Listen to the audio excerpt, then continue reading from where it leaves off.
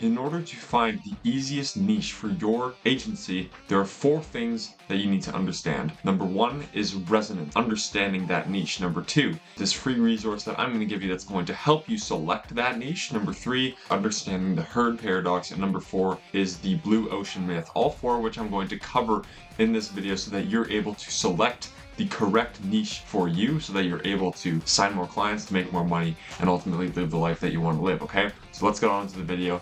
So the first part in making sure that your niche is very, very easy for your agency is going to be actually understanding them, okay? So for example, if you have never actually heard of this niche up until this point, you probably shouldn't do that. The reason why is, for example, let's say you're talking to a gym owner, right? And this is one thing that actually happened for one of my clients before. So he's working with gyms, and essentially when we cold called his prospects business, they said that it was January 1st. They're getting a bunch of new applications because everyone's trying to fill in their gym, right? Everyone's trying to get back to exercise. It's the new year. So what we actually did when he said that was, well, we asked him, well, normally, right, when you go to bench press, right, for your new PR, do you normally get the spotter before you do the rep or after you fail? And then he's going to be like, oh, well, we want to take precautions before the fact, right?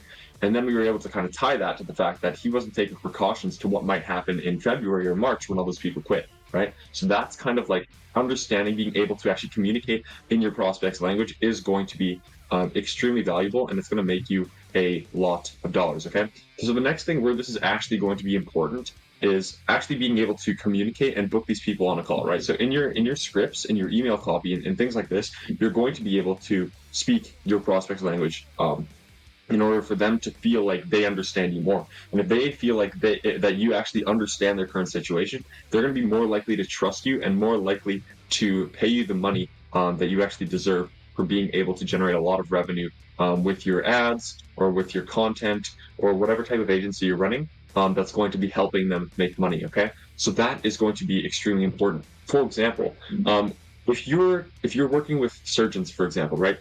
They don't want more clients, right? They want more patients. If you're working with gyms, they don't want more clients, they want more members. And just little tweaks like that to the language that you're using is really going to help them connect. Like, for example, if you're working with realtors, they don't want clients, they want sellers, okay? Or maybe they want buyers, right? Either of those things is going to be important to those kind of people. So, and this is another thing that people don't understand, and I'm going to go over this in a later section of this video. But people don't stick to a niche for long enough to actually understand their current situation to be able to help them solve their problem. So that's number 1. So the most important thing when you're picking a niche is how well do you actually understand the situation of the person that you are trying to help, okay? If you've never heard about this niche before, it's going to take a really long time for you to actually understand their situation. It's going to take a long time for those kind of people to trust you, and therefore it's going to take a really, really long time for you to actually get paid from doing that work for them. So what I've gone ahead and done is, this is pillar number 2, is actually I've created a sheet that's going to help you select the perfect niche in 2024. Okay, so this is essentially just going to allow you to test multiple different niches, see your level of understanding and criteria that each of those niches meet. Okay, so maybe you want to see if like basketball coaches is a good niche, right? And then that way, what you can do to test this is there a super painful problem that basketball coaches are trying to solve? Now, I haven't done any research into basketball coaches. This is what just popped up into my head, okay? So what you do is you pick a bunch of niches that you feel like you kind of resonate with. Like, it's like, okay, maybe you're like an athlete. Maybe you like going to the gym. So maybe you might want to work with gym owners, online fitness coaches. What's another one? Maybe you want to work with food brands, right? Maybe you want to work with massage therapists / chiropractors, right? So maybe you just want to test these, and these you don't need, okay? So does this niche have a super painful problem? What you want to do to actually figure out if they do is you want to go and hop on interviews with these people, okay? So what you're going to want to do is you're going to get a list of these people, and either on email or through DMs, and you're just going to say, hey, I'm doing some market research for this new company that I want to start. Would it be okay if I ask you a few questions about your situation and about your work? A lot of those people will be more than happy to jump on a 15-minute call with you, and you can ask them about their current problems that they would be willing to pay for. It's like, okay, well, I'm starting this business, right? I was really interested in basketball coaches, and I was wondering what kind of struggles do you have to deal with on a regular basis that you would pay someone to resolve them for you, right? And they're going to tell you all of their problems, and you're going to start to notice a pattern when you keep going through these things. And if there isn't like a regular problem that keeps occurring, then this is probably not a very painful situation that you're actually solving, and it's probably not going to be a very good niche. But if there is a problem that's reoccurring, that's really, really painful for this prospect, it is going to be beneficial. Like there is going to be a way to solve it, right? And that's where you kind of come in. And maybe like for gym owners, they're really struggling with client retention and upselling. So then maybe what you do to solve that problem is you start an email marketing business for coaches, right? That's something that you can do. Is the niche making more than $60,000 a year on average? So you can literally just search this up on Google. If they're not, it's going to be very hard to sell them. Now, this isn't a deal breaker, right? Because with enough sales skills, 99.9% of the time, they will have cash in the bank to be able to pay you. It's just the fact that it's going to be a lot more of a request from them, and they're going to have to feel way more confident in you that you can actually deliver the solution that you say you can. And if you have not cracked the code on actually delivering the service and you don't have tons of proof, then it might be better to work with a niche that is making more than $60,000 a year on average to be safe, right?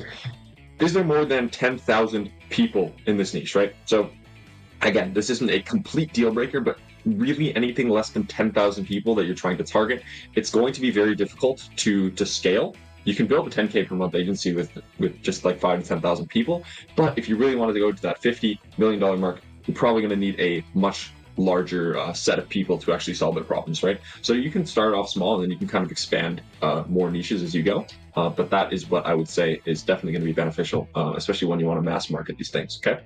Can these people in your niche be easily contacted, right? So for example, like food brands is probably going to be really hard to get in touch with the owner. So it's probably not a very good niche, right? And what you do is you just click these check boxes, by the way.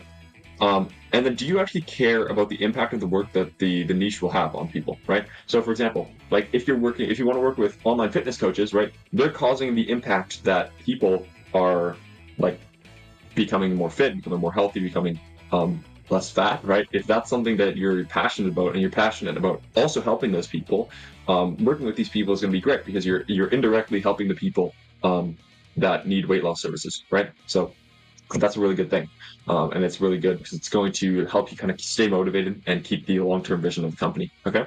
And then do you already have some kind of an understanding of how this niche actually works, right? So if you're going into a new niche and you have no clue about how anything works in that industry, it's going to take you quite a long time to actually get to grips with it and understand truly what's the nuances are of the niche, right? So if you have the understanding of how some kind of a niche already works, then you're going to be at a much higher success rate. Like for example, if I were to start a real estate marketing agency right now, I almost know nothing about realtors, okay? It would not be a good agency for me to start personally. I do know about going to the gym, right? And I do know about, that's why I make all these gym references, but that would be like, for example, that's already like, I have an understanding of how gyms work, and I have an understanding of the prospect of the gyms, which is going to allow me to advertise better to those people, if that makes sense, okay? So that's basically what you can do. What you want to do is there's going to be a link in the description where you can just download this, and then what you'll do is you just go here, make a copy, put your niches in here, and then fill out these boxes, and then you're going to get a score here out of 10, so 5.5 out of 10, right? And then that is going to be your score and you just do that for all the niches, and then you'll be able to see which are the best niches to go into in 2024, okay? Now, that's pretty much this sheet. What I want to go over with you now is something called the herd paradox. And this is something that is causing, like, maybe not millions, but thousands and thousands and thousands of agency owners to end up failing, okay? And it's essentially groupthink. And what that is when one person, for example, remember when Jordan Platten, the man himself, he started a marketing agency in the home improvement space, right? He was like, I'm going to start a marketing agency in the home improvement, right? And then I'm going to advertise that me getting money from this home improvement to the population of my viewers, right? All these little dots are the viewers, okay? And what ended up happening is all of these viewers ended up thinking the same. They're like, oh my goodness, Jordan Platten in 2023, he just made a SMMA, he closed his first client in the home improvement space. So that means I need to go into the home improvement space. And then what happened is all of these hundreds of thousands of people who are watching this video, they all decided to go into the home improvement space. I literally saw people with like blank reach in the name of their company. And it got quite ridiculous to the point where now everyone is doing home improvement, and before he made this video, no one was doing home improvement before. So this is the problem, where if you look at an influencer and he just did something with a certain niche, get away from that niche as far as possible, okay? This is why so many people decided to do ecom, because Iman Ghazi did ecom, and then everyone's like, oh, I want to be like Iman Ghazi. And then everyone started doing ecom, and then ecom became saturated. Then I think it was Joel Kaplan who started doing it for chiropractors, and then everyone decided to go into the chiropractic niche, and then that was saturated. And then Thomas Gannett started doing his med spa thing, and that blew up, and then everyone started doing med spas. So that's the problem with copying people, is that although it works, you are going to have a ton of people who are just copying that niche, and it's going to become more saturated by nature of that happening. So if you see a lot of people going into a certain niche, get away from that as soon as possible, right? So if you see someone promoting that, even though they just proved it works, it's going to be very much more difficult now because there's a million people in that niche now, because there are lots of people that watch Jordan Platten's videos. You're not the only one who thinks that it's a good idea to start a company that helps home improvement people in the local area get more clients, okay? So that's one thing that you need to be super careful of, and that's something that's hurt a ton of business owners and agencies, okay? And the last thing that I want to go over is the blue ocean myth. So, right, you probably clicked on this video because you think there's some secret to getting the easiest niche in 2024. And to be completely honest with you, in the most unsaturated niche, there is no such thing as a saturated niche. There's no such thing as an unsaturated niche. Now, I know I'm slightly contradicting myself from what I just said 2 minutes ago, but I want you to hear me out because this is going to save you a lot of time and probably a lot of money as well, okay? So when people go into niches, right, there's one thing that causes you to succeed, and that is your execution, okay? If Jordan Platten, right now, he started any kind of marketing agency in any kind of niche, he would succeed, okay? If you started any kind of niche in your marketing agency right now, you probably would not succeed unless you stuck to that niche for a very long amount of time and actually got good at executing it, right? So there's a level where it's not about the niche, right? And to be completely honest, you can succeed in every single niche.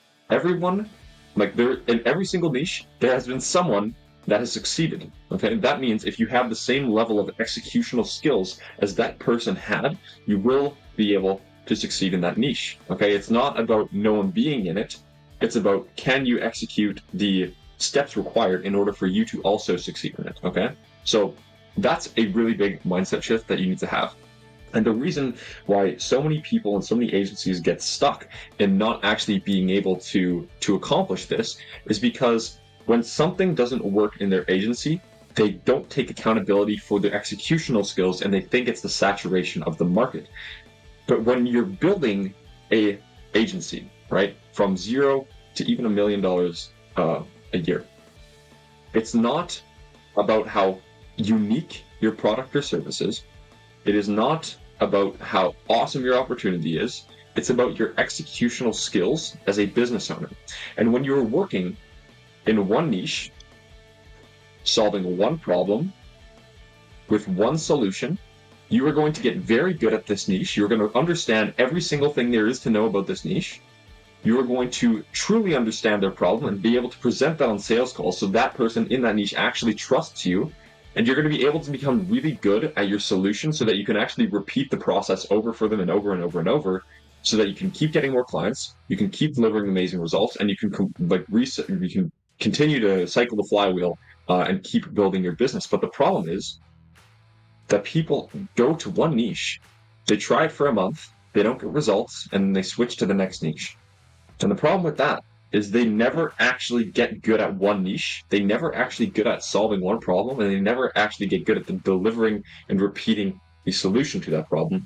And they end up failing because of that, right? And it's difficult to kind of understand because it's an exponential process, right? You have to go through a lot of pain for this section of your journey, and in this section of actually working with your niche, to get the back-end results of doing that, okay? Which is exponential growth. You have to be willing to be in the trenches and truly understand your niche and their problem and the solution that you have to be able to actually help them effectively and scale your business to the point where you can repeat that for a bunch of different customers, okay? But if you quit your niche, you're never going to actually realize that. So if you take anything away from this video and you think that you want to switch your niche, I am going to challenge you to stick to your niche for at least a year. And if you stick to your niche for at least a year, it doesn't matter what niche you're in, because as I've said before, they all work. They all have someone in them who has succeeded before. And the only thing that you have to do is have the executional skills that they had and be able to stick to the game for a long enough time to realize those executional skills, okay? And that comes with time. And that's why I'm asking you, stick to one niche for a whole year. If you stick to one niche for 1 year, there is no best niche in the world that is going to be more valuable than truly understanding your prospect and actually working towards helping them for an extremely long period of time. And in reality, if you're not willing to give up a year to accomplish the goals you have of retiring your parents, of being financially free, of doing all these things that you want to do, your goal isn't big enough, okay? And that's a separate issue that I'm not going to talk about in this video, but those are basically my thoughts on what you need to do when you are selecting a niche and whether or not you actually should be switching your niche or not, okay? If you go to this spreadsheet and this number is below 5, then maybe it's okay to switch your niche, but 99% of the time, that will not be the case. So that's pretty much it. If you want to get this access to the spreadsheet, that's the first link in the description. If you want to get help with getting more appointments, you can click the second link in the description. If not, that's totally fine. And I'll see you in the next one.